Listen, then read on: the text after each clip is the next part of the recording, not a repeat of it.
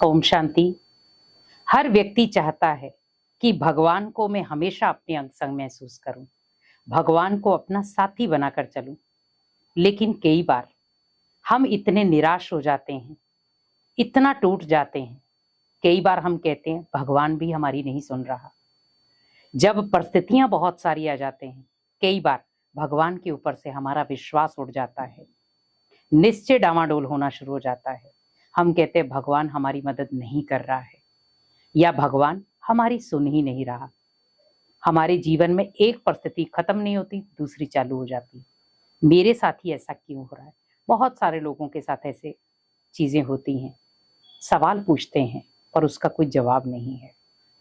तो आप एक चीज का हमेशा ध्यान रखें, भगवान हमारा हमेशा साथी है, लेकिन कई बार हमारे जो बुरे कर्म हैं, गलत कर्म हैं, वो हमें कहीं ना कहीं किसी न किसी परिस्थिति में ला खड़ा कर देते हैं।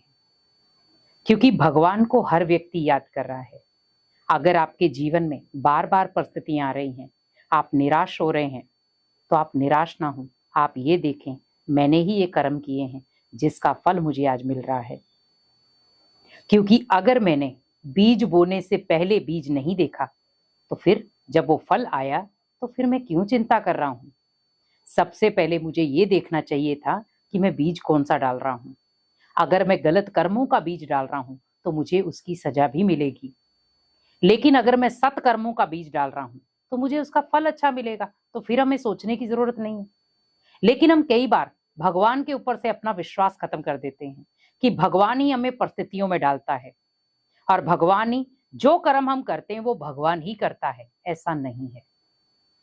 हाथ आपके पास है, आत्मा आपके शरीर के अंदर है, शरीर आपका है, हाथ आपके हैं, तो कर्म कौन कर रहा है? आज मान लो आप भोजन भी कर रहे हो तो हाथ तो आपके जा रहे हैं ना, पाचन क्रिया तो आपकी हो रही है, भगवान की थोड़ी हो रही है। पर आप क्या खा रहे हो वो डिपेंड करता है। इसी प्रकार आज मनुष्य आत्मा भी क्या कर रही है, हम ओनली भगवान को बहुत इजीली ब्लेम दे देते हैं। भगवान ही सब कुछ कर रहा है, दुख भी वही दे रहा है, सुख भी वही दे रहा है। नहीं, सुख हमें श्रेष्ठ कर्म देते हैं, दुख हमें भ्रष्ट कर्म देते हैं। ये आप ध्यान रखो।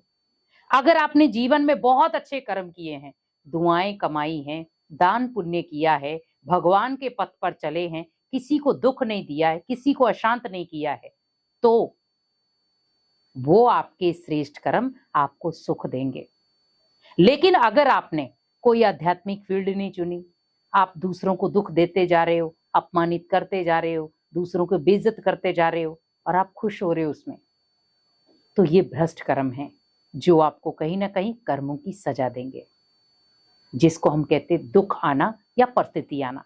क्योंकि जीवन में जो बार बार परिस्थितियां आ रही है, व्यक्ति कई बार टूट जाता है, और वो ओनली अपने ऊपर ब्लेम नहीं लगाता कि मैंने ऐसे किया है, मैंने गलत कर्म किए जिसकी सजा मिल रही है। वो ब्लेम सीधा किसको देता है? भगवान को। भगवान कभी आपको दुख नहीं देता, क्योंकि भगवान हमें श्रेष्ठ रास्ता बताता है। चलो या नहीं चलो, वो आपकी मर्जी है। एक पिता अपने बच्चे को हमेशा एक अच्छी शिक्षा देगा, लेकिन बच्चा उस शिक्षा को माने या नहीं माने वो उसके ऊपर है। लेकिन कल को जब वही बच्चा परिस्थितियां झेलना शुरू होता है, तब उसे पिता की वो कड़वी बातें याद आती। काश मैं अपने पिता की बात सुन लेता तो शायद आज मैं इन परिस्थितियों में ना आता। लेकिन उस समय उसने पिता की बात सुनी नहीं, अनसुनी कर दी। कई बार जैसे घर में बड़े बुजुर्ग हैं, आपको कोई राय देते हैं, कोई चीज समझाते हैं, तो हम क्या कहते हैं? अरे अपनी बुजुर्गों की कहानियां सुना रहे या बुजुर्गों की बातें सुना रहे जो पुरानी हैं। लेकिन कई बार वही हमारे फायदे के लिए होती है, क्योंकि जो बुजुर्ग हैं आपको अनुभव दे रहे हैं, बुजुर्ग हैं वो आपके अपनी जीवन की बीती हुई चीजें आपको दे रहे हैं कि जो हमने फेस किया वो आप ना करो। लेकिन आज की जनरेशन इन चीजों को नहीं मानती। वो जब उनके जीवन में घटित होना शुरू हो जाता है, तब वो याद करते, तब वो बैठते हैं कि ऐसा मेरे साथ क्यों हुआ। क्योंकि आज आप देखो 80% लोग रिश्तों में टेंशन से जी रहे हैं, 20% होंगे जो खुशी से जी रहे हैं, लेकिन 80% लोग किसी न किसी बात की टेंशन में जी रहे हैं।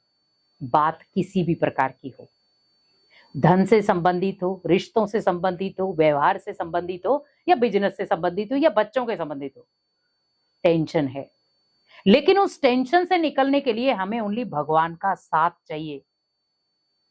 भगवान जब हमारे आसपास रहेगा तो ऑटोमेटिकली हम मजबूत होंगे।